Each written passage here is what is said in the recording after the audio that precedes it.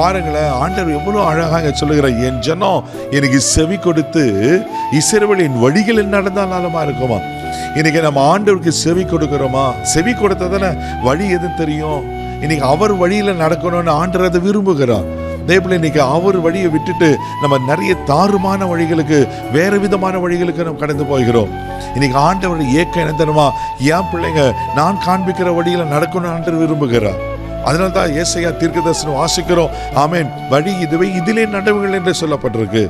கேட்டுக்கு போகிற வழி உண்டு தேவபிள்ளை, அது விசாலமான விரிவான வழி. உலகத்தின் வழிகள் ஆபாசமான வழிகள், இன்னைக்கு பாவ வழிகள் நிறைய இருக்கு. அதுக்கெல்லாம் போனா உலகத்துக்குரிய காரியங்கள் தான், நம் பிசாசுக்குரிய காரியங்கள் தான் நாம் பிடித்து கொள்வோம். ஆனா ஆண்டவர் காண்பிக்கிற ஒரு வழி இருக்கு. ஹல்லேலூயா. நானே வழியும் சத்தியமும் ஜீவனுமா இருக்கிறேன் என்று ஆண்டவர் சொல்லியிருக்கிற அல்லவா. அவர் நமக்கு அடிச்சுவடுகளை வைத்து போயிருக்கிற அல்லவா. இன்னைக்கு எந்த நலமானதை பிடித்துக் கொள்ளலாம்? அவர் வழியில நடக்கிறது. ஹல்லேலூயா.